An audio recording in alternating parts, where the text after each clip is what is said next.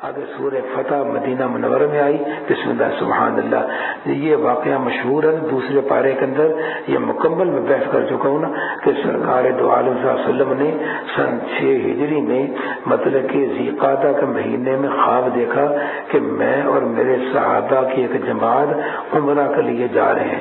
تو سرکار کا خواب چونکہ وہی ہے اور وہی ہوتی ہے تو صحابہ نے کہا اے اللہ کا نبی چلے پھر عمرہ کے لیے بیت اللہ شریف کا دیدار بھی ہوگا اور وہاں جائیں. تو سرکار دو عالم 1500 صحابہ کو لے کر سرکار چلے اور مقام حدیبیہ میں کافروں نے روکا اور سرکار کو رکنا پڑا اور پھر معاہدہ طے پایا 10 سال کے لیے. 10 سال کے لیے آپس میں جنگ نہیں لڑیں گے لیکن عمرہ اس سال نہیں کرنا, آپ آئندہ سال عمرہ کریں گے.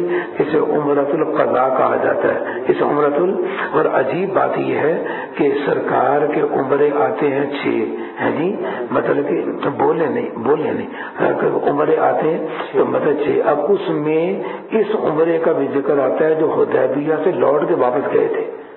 حدیبیہ سے لوٹ کر کیونکہ انہوں نے پوری محنت کر کے نیت کر کے انہوں نے یہ تو پہنچے تھے نا. اللہ تعالیٰ کیا کہتے ہیں, اللہ تعالیٰ کہتے ہیں آگے عمرہ نہیں ہوا وہ تو الگ بات ہے لیکن تم تو پوری نیت کر کے سامنے 6 میل کے فاصلے پر بیت اللہ ہے اور تم وہاں تک پہنچ گئے اور انہوں نے تمہیں عمرہ نہیں کرنے دیا. میں نے تمہارے نام اعمال میں عمرہ لکھ دیا. میں نے تمہارے نام اعمال میں, یہ وہی آیت ہے جس کا 5ویں پارے میں ذکر آیا تھا نا کہ مطلب صحابی بوڑھے تھے, اب مالدار بڑے تھے, کہنے لگے میں ہجرت تو نہیں کر سکتا لیکن مال ہے, میں 4 بجے لیٹ جاؤں گا تو میں پیسے دوں گا, اٹھانے والے مجھے اٹھائیں گے اور مدینہ منورہ پہنچا دیں گے. تو ذرا مکہ مکرمہ سے باہر نکلے تو انتقال ہو گئی.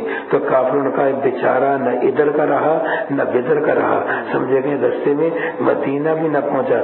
اللہ تعالیٰ نے قرآن مجید کے آیت اتاری, فرمایا کہ جو گھر سے نکلا من یخرج من بیتی مہاجرا الی اللہ ثم یدرکہ الموت فقد وقع اجرہ علی اللہ. تو اس کا اجر اللہ کے ذمہ لازم ہو گیا.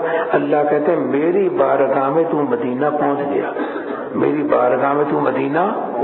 اس لیے میں نے جب چھوٹا سا رسالہ لکھا تھا نا, تقسیم کیا تھا, جس میں میں نے کہا تھا جتنے بابیں ہیں نا یہ ان بابوں کو چاہیے کہ جامع شریعہ میں داخلہ لے لیں اور داخلہ لے کر کے کیا کریں کہ ہم عالم دین بنیں گے.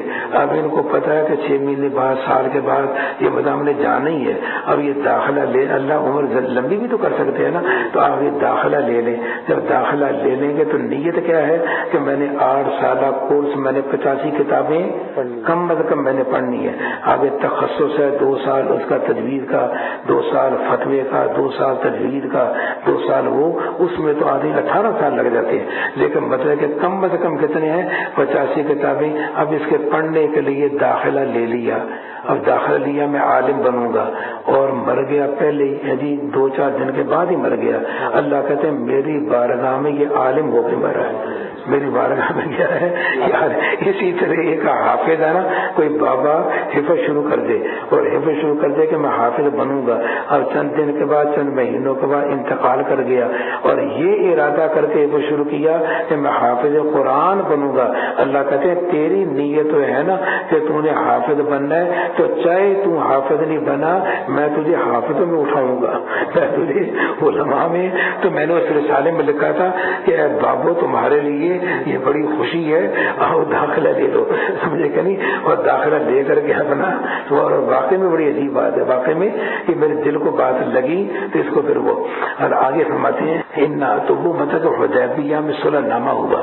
صلح نامہ ہوا تو 2 سال گزرے تھے تو کہا گیا تھا نا کہ اور جو قبائل والے ہیں چاہے سرکار دو عالم صلی اللہ علیہ وآلہ وسلم سے مل جائیں چاہے قریش والوں سے مل جائیں.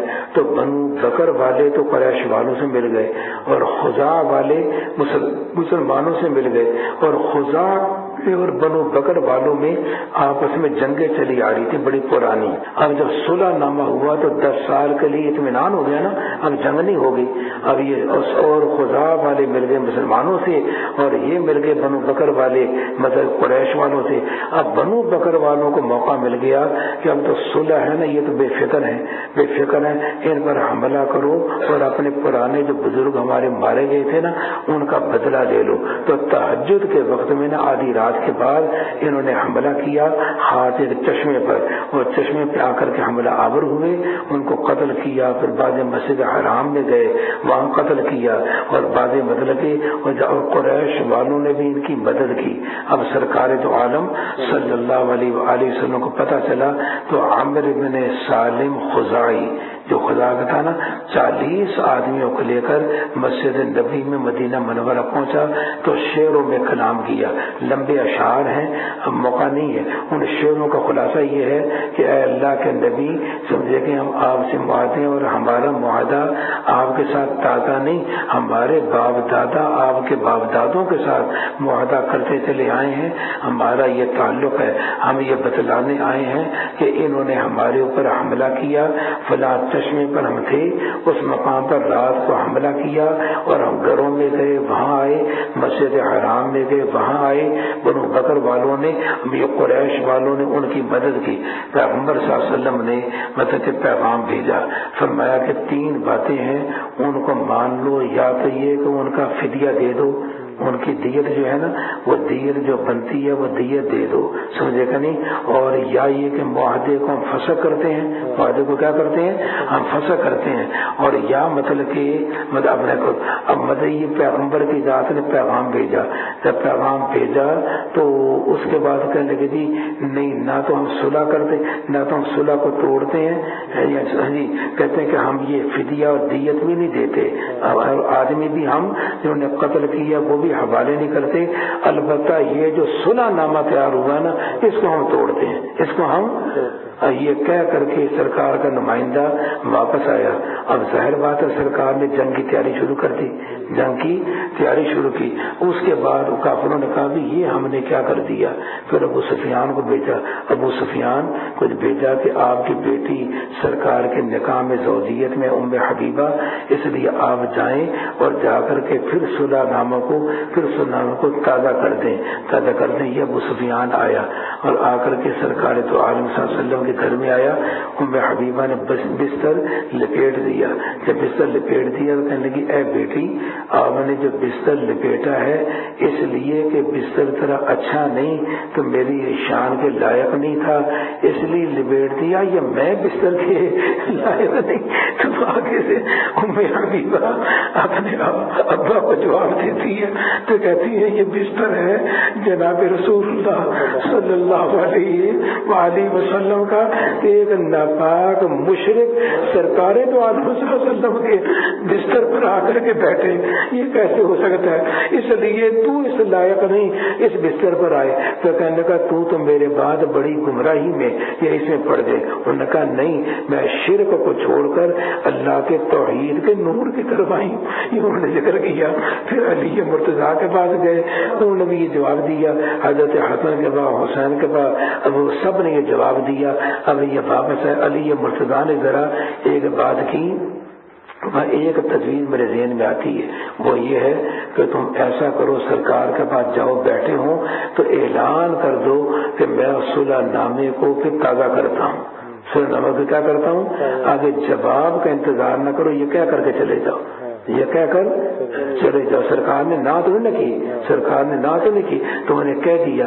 تو جب وہاں لے کر کے گئے تو انہوں نے کہا کہ علی نے تو تیرے ساتھ مذاق اڑایا، علی نے تو تیرے ساتھ نہ تو واضح بات لے کر کے آیا کہ مطلب کہ صلح نامہ ٹوٹ گیا ہے تاکہ ہم جنگ کی تیاری کریں، نہ صلح کا پیغام لے کر کے آئے، علی نے تجھے مخمصے میں یہ ڈال دیا تو اسے مذاق اڑایا، مذاق۔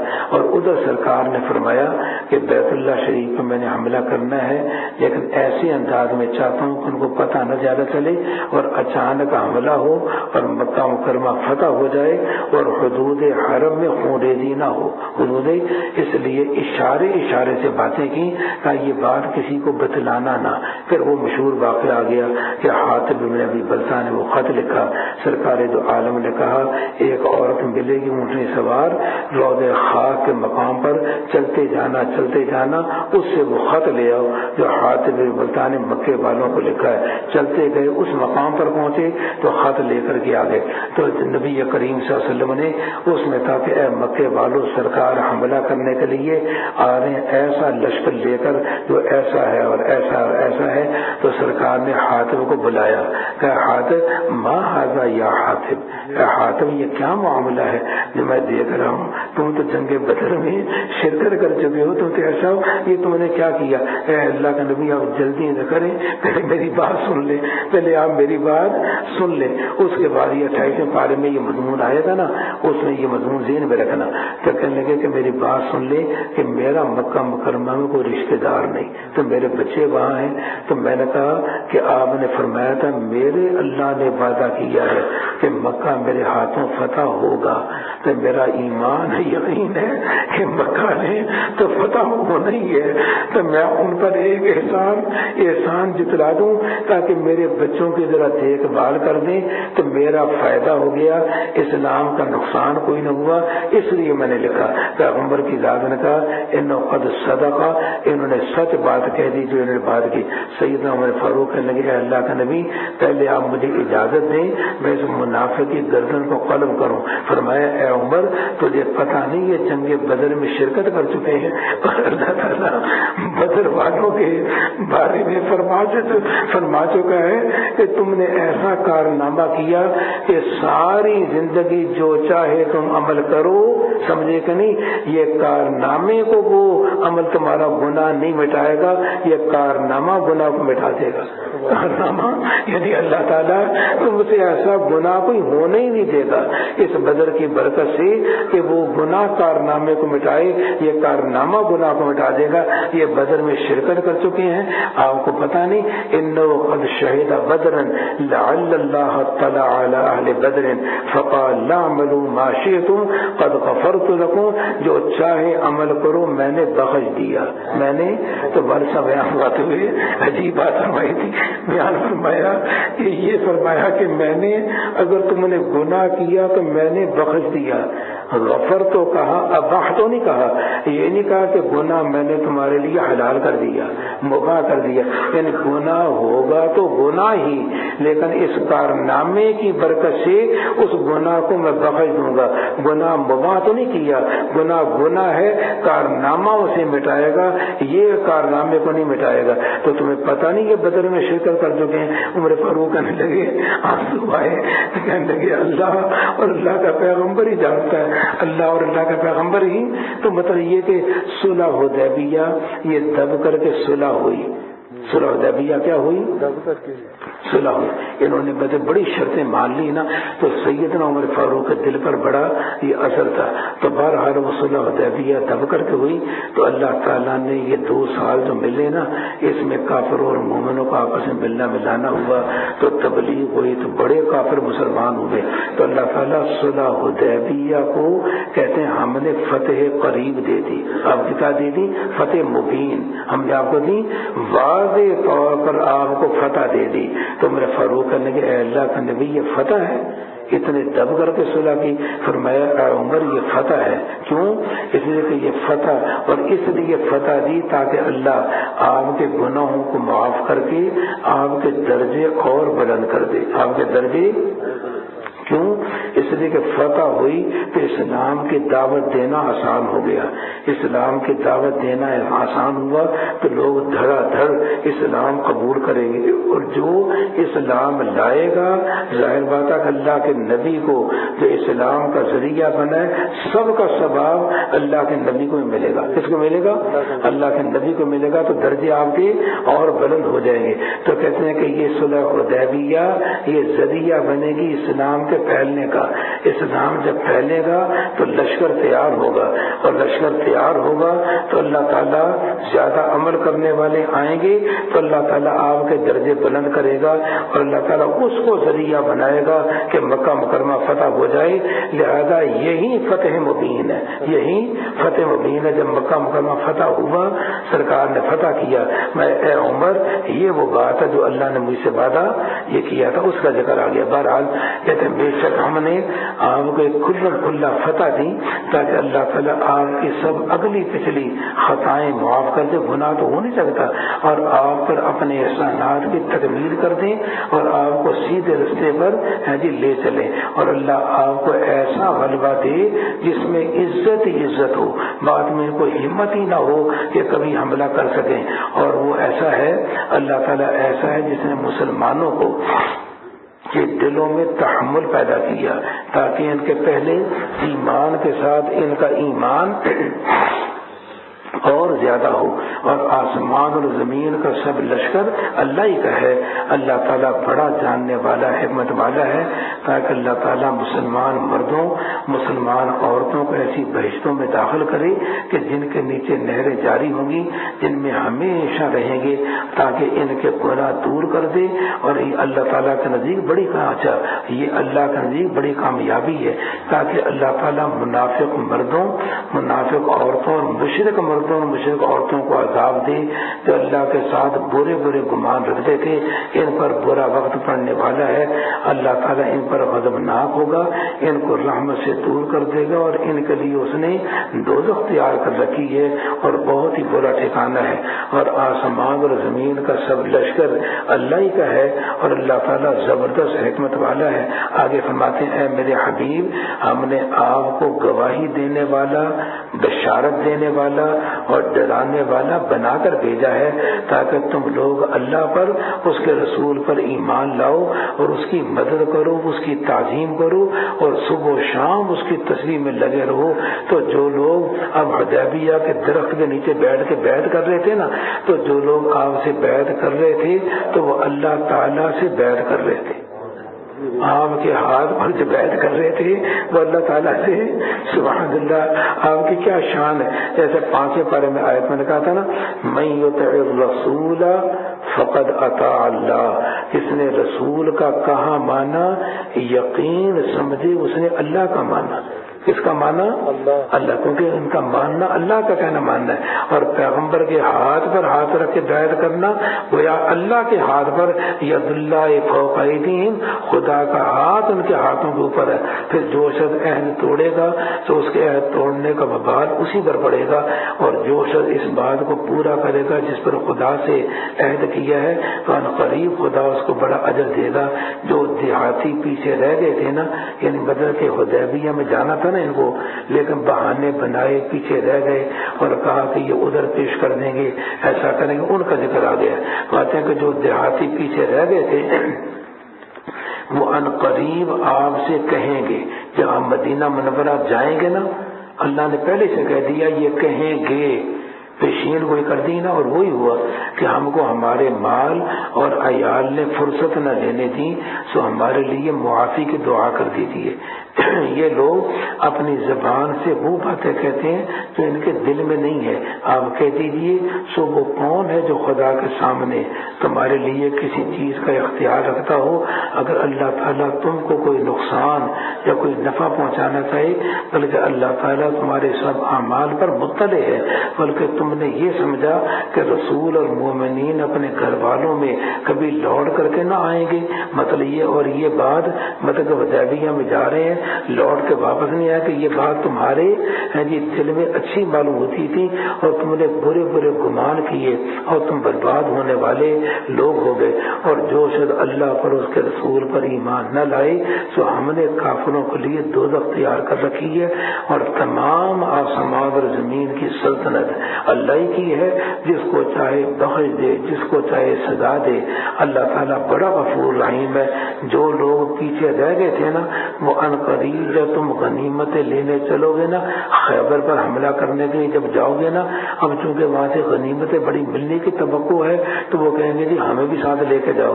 اور اللہ نے پیغمبر کی ذات سے کیا کہا تھا کہ جو صرف حدیبیہ والے خیبر کی جنگ کے لیے جائیں گے اور کوئی نہیں جائے گا. یہ اللہ تعالیٰ نے پہلے پیغمبر سے کہ جب آپ جائیں گے تو وہ کہیں گے منافق ہمیں لیتے جاؤ, تو آپ یہ کہہ دینا جو لوگ پیچھے رہ گئے تھے وہ ان قریب جب تم غنیمتیں لینے چلو گے تو کہیں گے کہ ہم کو بھی اجازت دو کہ ہم تمہارے ساتھ چلیں.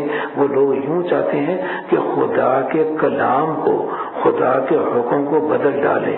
یریدون ان یبدلوا، اللہ کے کلام کو بدلنا چاہتے ہیں. اس کا معنی کیا ہوا کہ اللہ یہ کلام کر چکے ہیں کہ سوائے حدیبیہ کے والوں کے کوئی اور نہیں جائے، اور یہ جا کر اللہ کے کلام کو بدلنا چاہتے ہیں. تو یہاں کلام اللہ کہا، یہاں کیا کہا؟ آپ کہہ دیے کہ تم ہرگز ہمارے ساتھ نہیں چل سکتے. اللہ تعالیٰ قال اللہ، میرا اللہ پہلے سے یہ فرما چکا ہے کہ سوائے حدیبیہ والوں کو کوئی اور نہیں جائے. تو اللہ پہلے فرما چکا ہے، قال اللہ جب فرما چکا ہے تو کلام اللہ ہو گیا. تو تم کلام اللہ کو، قال اللہ کو بدلنا چاہتے ہو، اس لیے جانا چاہتے ہو.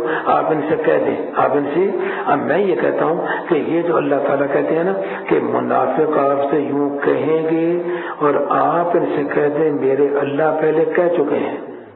تو اللہ جو کہیں گے وحی کے طور پہ کہیں گے یا بغیر وحی کے؟ دیکھو سارے قرآن مجید کا آپ نے ترجمہ پڑھ لیا، اب ایک وقت 26 پارے میں آگے سارا ترجمہ آپ نے پڑھ لیا، ترجمہ پڑھ لیا. کہیں ذکر آیا ہے کہ اللہ نے کہا ہو کہ اے نبی سوائے حدیبیہ والوں کے اور کسی کو غزوہ خیبر میں لے کر کے نہ جانا؟ اللہ نے تو قرآن مجید میں تو کہا ہی نہیں. اور قرآن کہتا ہے کہ کلام اللہ اور قال اللہ، کہ اللہ نے کہا ہے اور اللہ نے قرآن میں تو کہا نہیں، اور قرآن کہتا اللہ نے کہا ہے. تو معنی کیا بنا؟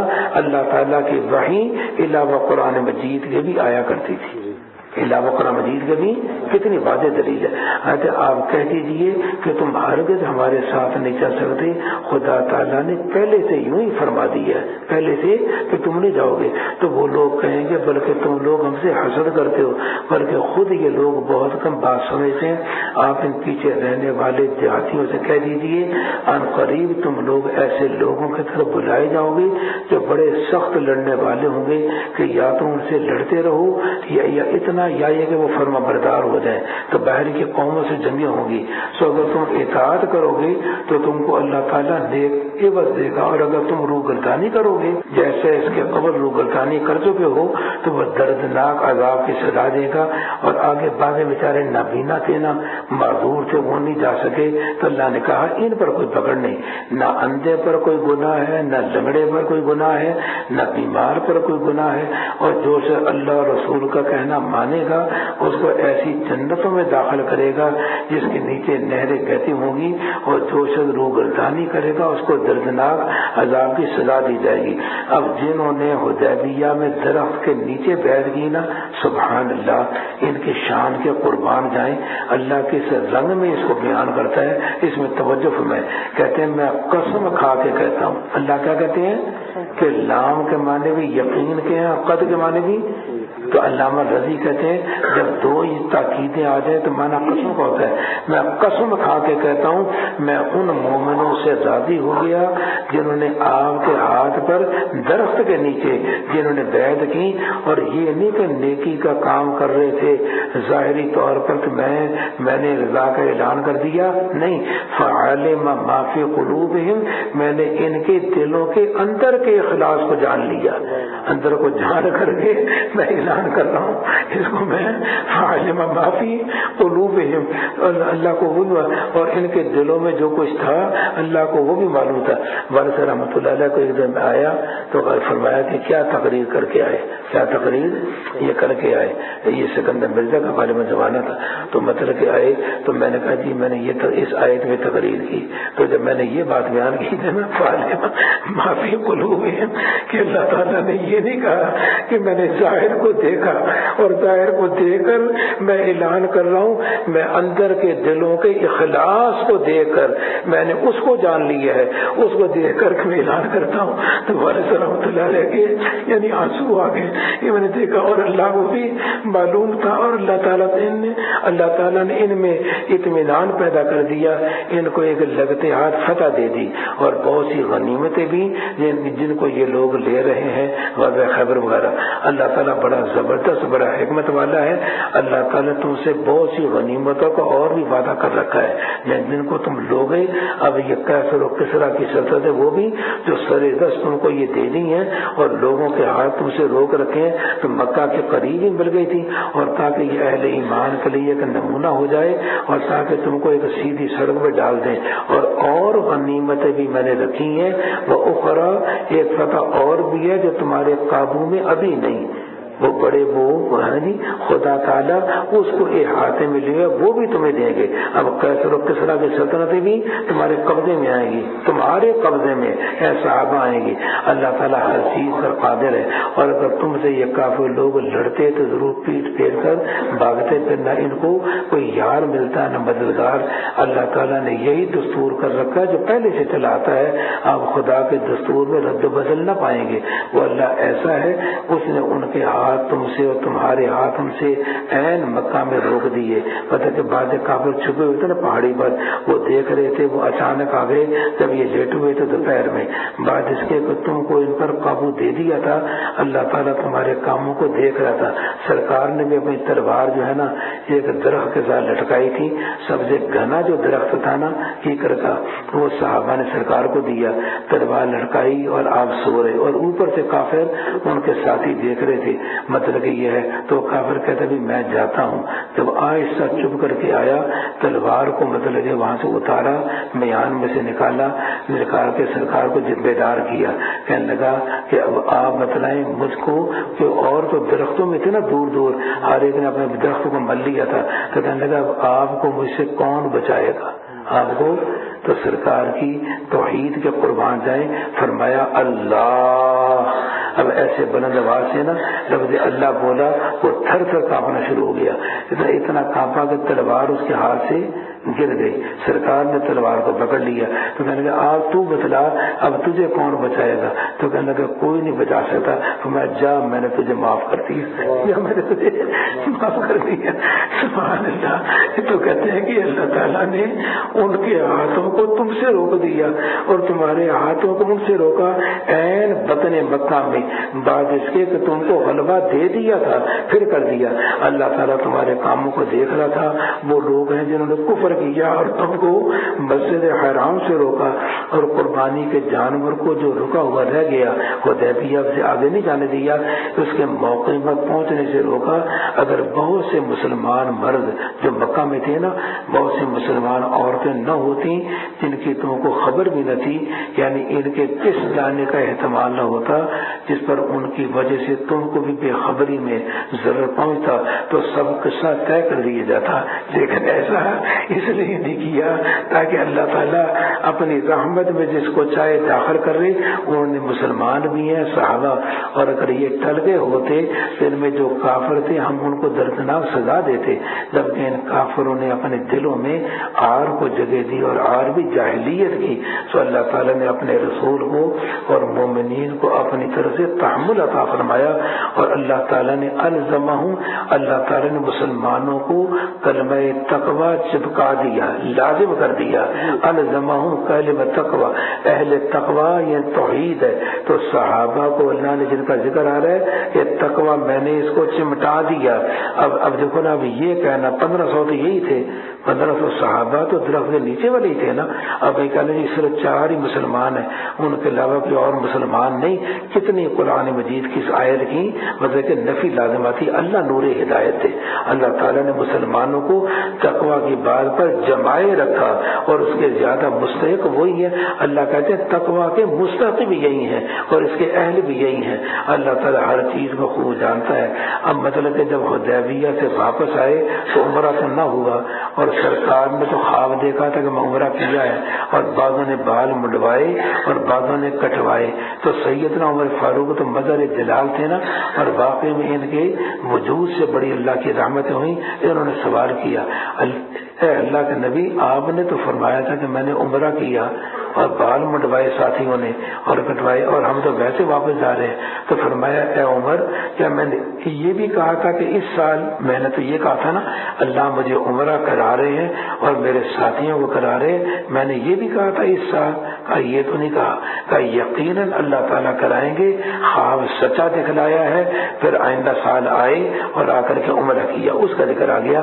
کہتے یقیناً بے شک اللہ تعالیٰ نے اپنے رسول کو سچا خواب دکھلایا جو مطابق واقع ہے، تم لوگ مسجد حرام میں انشاءاللہ ضرور جاؤ گے امن و امان کے ساتھ، کہ تم میں کوئی تو سر مٹاتا ہوگا، یہ عمرہ کرنے کے بعد سر کٹوانا بھی جائز ہے، منڈوانا بھی جائز ہے، کوئی سر منڈاتا ہوگا، کوئی بال کتراتا ہوگا، کسی طرح کا اندیشہ نہ ہوگا، تو اللہ تعالیٰ کو وہ باتیں معلوم ہیں جو تم کو معلوم نہیں، پھر اس سے پہلے لگے ہاتھ ایک فتح تم کو اور دے دی، خیبر وغیرہ ہی، اور وہ اللہ ایسا ہے اس نے اپنے رسول کو ہدایت اور سچا دین دے کر بھیجا ہے تاکہ اس کو تمام دینوں پر غالب کر دے۔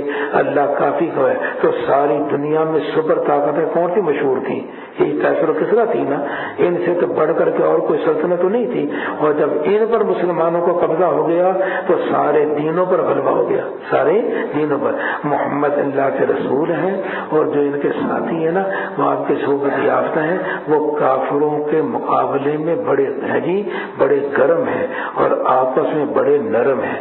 تو ان کو دیکھے گا کہ یہ کبھی رکوع کر رہے ہیں، کبھی سجدہ کر رہے ہیں، اللہ تعالیٰ کے فضل اور رضامندی کی جستجو میں لگے ہوئے ہیں، اور ان کے آثار بوجہ تاثیر سجدہ کے ان کے چہروں سے نمایاں ہے۔ یہ ان کی شان صحابہ کی، ان کے اوصاف تورات میں بھی ہم نے بیان کیے، انجیل میں تو مثال دے کے بیان کیا ہے کہ جیسے کھیتی کہ اس نے سوئی پہلے نکالی ہو دانے نے، پھر اس سے اس کو کبھی کیا، پھر وہ کھیتی اور موٹی ہوئی، پھر اپنے تنے پر سیدھی کھڑی ہو گئی، تو مالی جو تھا نا اس باغ کا، اس کا جی خوش ہو گیا کہ اب پودا ہوا سے گرے گا نہیں، اس کا جی خوش ہو گیا۔ یہ مطلب یہ اسی طرح صحابہ کو کھیتی کی طرح سمجھو، آہستہ آہستہ آہستہ آہستہ اتنی ترقی پہ ہو جائیں گے کہ ان کا کھیتی کرنے والا روحانی نبی خوش ہو جائے گا، اب ان کو کوئی مٹا نہیں سکے گا، اب ان کو کوئی مٹا نہیں سکے گا۔ تو کہتے ہیں کہ وہ کسانوں کو گلی معلوم ہونے لگی تاکہ ان سے کافروں کو جلائے۔ اس مثال کو اس لیے بیان کیا، صحابہ کی شان بیان کی، صحابہ کی، تاکہ کافروں کو جلائے۔ تو معلوم ہوتا ہے جو صحابہ کی شان سن کر جلتے ہیں قرآن انہیں کافر کہتا ہے۔ یہ امام مالک فرماتے ہیں، یہ امام مالک نے استنباط کی ہے، کہتے ہیں اس لیے مثال دی تاکہ کافروں کو جلائے۔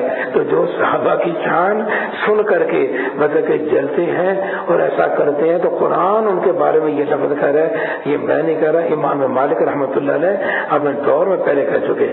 اللہ تعالیٰ ان صاحبوں سے جو کہ ایمان لائے اور نیک کام کیے، مغفرت اور اجر عظیم کا وعدہ کر رکھا ہے۔ آگے